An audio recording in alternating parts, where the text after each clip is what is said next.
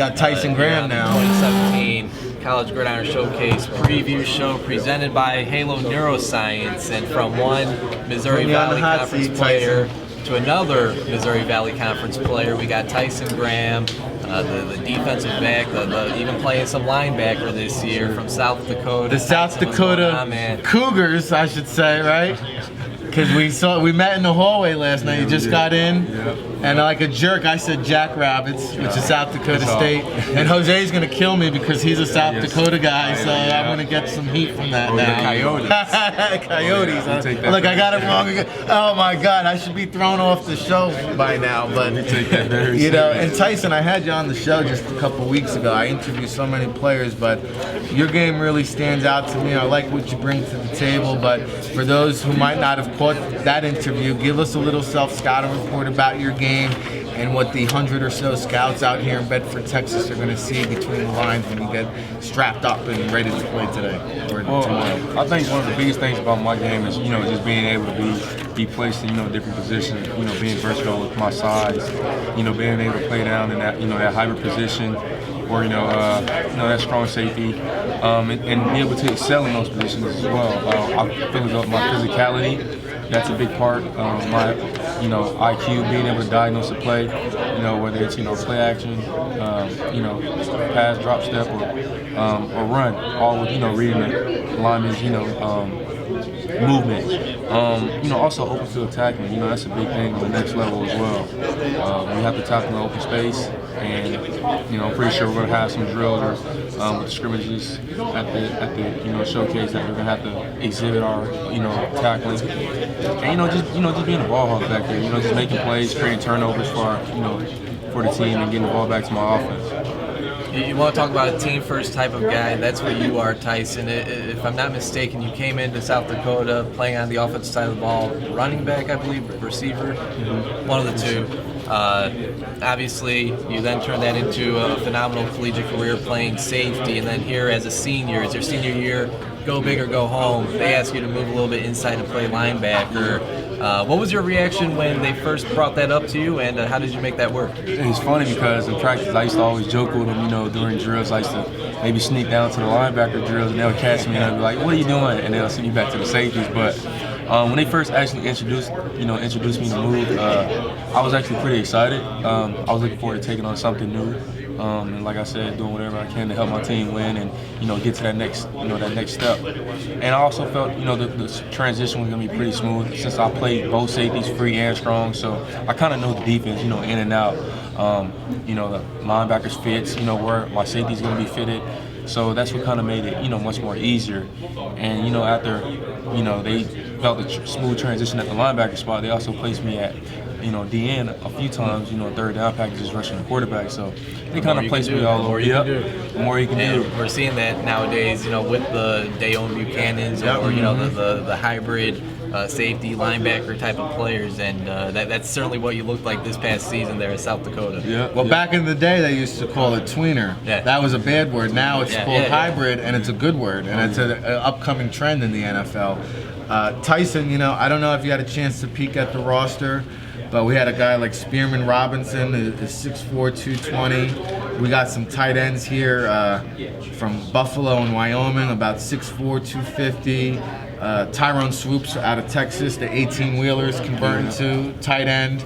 And, Bart Scott's a guy I talked to recently, and I asked him about tackling a guy like Gronkowski. Now, we don't have Gronkowski down here, but these are some big tree trunk guys. And the one thing he told me, the secret to his success in bringing these guys down is not only do you have to wrap up, but once you wrap up, you got to pull them up and bring them down and just slam them down. Bart Scott, almost like a gator roll tackle. Is that a technique you implement as well? That's a technique that we also practice. A lot of practice. With those guys, like you said, that size is incredible.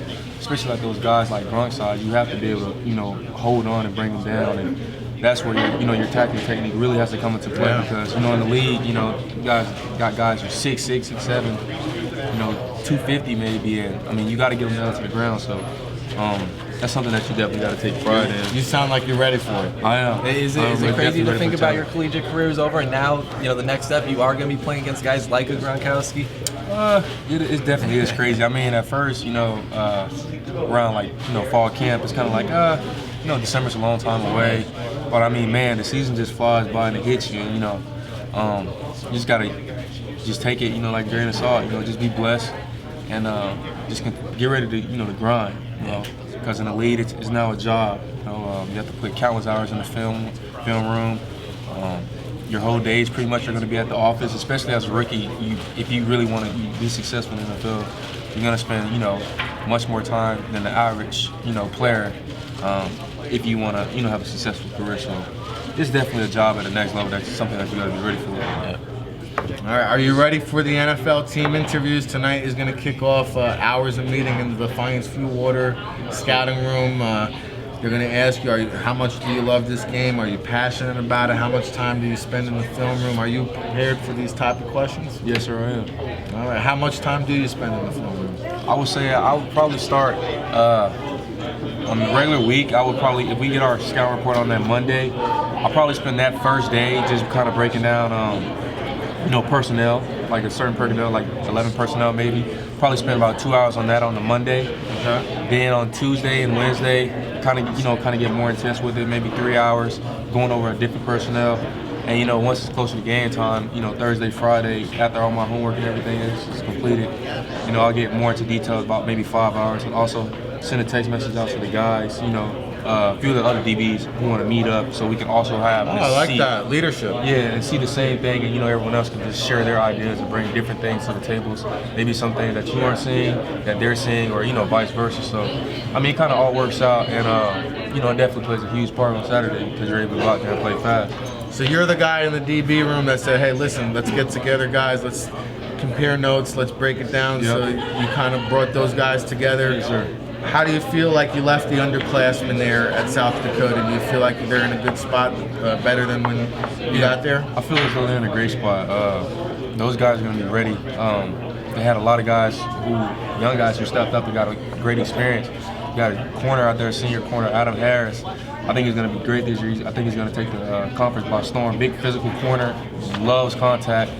Then you got a few guys, also Danny Rambo, brother of Picard Rambo. Oh yeah. Yeah. Oh, okay. I didn't know that. He's going to be a ball player. What year is he going in? I think he's going into his junior year. He was also a receiver and made the transition over to corner as well last year. He's excelled. And then on the offensive side, well, we'll leave that alone. But on the defensive side, another. So you don't want to give any love to the offense. Typical defensive guy. And then also a senior safety is going to be Doug Lewis, JUCO guy out of College of DuPage, and he's a ball hawk. Say about 5'11", 6 foot, hard hitter. So I mean, those guys are going to be in great shape. Have great leaders to follow behind, and I'm excited for that. That new program. coaching staff is. Oh yeah, the new coaching staff is pretty good. I mean, they came in, we adjusted to them well. They did everything they could for us to be comfortable with their system. What was that like in the locker room? Was there a meeting held? Like, did the seniors and upperclassmen have to get the underclassmen together and keep them focused? What was that transition like? Yeah, actually, we ended up meeting right before Christmas break because we kind of knew once our coach retired, what to expect. We were gonna, get a new coach. Right as soon as we came back, the announcement was made, so we just made sure that everyone was on board. We have to buy into the system to get where we want to be. So that was the main thing, and once the younger guys came in, we had to explain to them, this is our culture that we're going to set, and to get to that, conference championship or to our goals, everyone has to buy into the system, and be on the same page and have that same mindset. Very good. Final question for me, and it's a question I just asked the quarterback from Western Illinois a second ago. Missouri Valley. I mean, how good is it? I mean, it's. Year in and year out, it seems like the conference just gets better and better. And you got guys like a Carson Wentz coming out, yourself. I mean, there's a lot of talent coming out of the FCS, especially that Missouri Valley. What's it like going up against this this type of competition week in and week out, and how does it help you prepare for an event like the College Gridiron Showcase? Well, Missouri Valley, honestly, I think it's arguably probably the best conference in, the FCS. I mean, you got some powerhouses. I mean, you got South Dakota State is on the come up. They're doing great things out there. They got. I know that hurt. Yeah, that hurt. They got a few big playmakers, and then you got North Dakota State. Everyone knows about them. You got Youngstown, of course, who's playing in the FCS championship. I mean, you got a lot of great schools. So, and then for us, to be able to open up a game, open up the season probably each year, with a big FBS opponent. I think for me, and that kind of gave me that experience and to be able to to play with the other guys from another level. Like when we play Oregon and Kansas State. I'm sure, let alone the season opener. I'm sure it just gives you an extra boost. It just gives you an extra boost and just much more excitement of what to come. But like I said, man, Missouri Valley is definitely tough. Any given Saturday, anybody's able to win a game. You can't just go in there and there's no prediction. Oh, this is gonna happen. Because there's a ton of shockers that go on and. Well, now that they knocked North Dakota State off the block, now we'll have a new kid on the block finally. Oh yeah, most definitely. Tyson Graham, safety. Rick, any other questions? No, he did a great job once again, and he didn't get mad at me. I screwed it up not once but twice, and the South Dakota Coyotes get it right, and that's Tyson Graham. We're looking forward to it out there. Glad to finally meet you in person, and can't wait to see you out there on the field. Thanks, Rick. All right, Tyson. Thanks, Christian. Hey, my pleasure. Again, talking about guys from this conference, Missouri Valley, Tyson Graham, that's a good one right there. And the hit-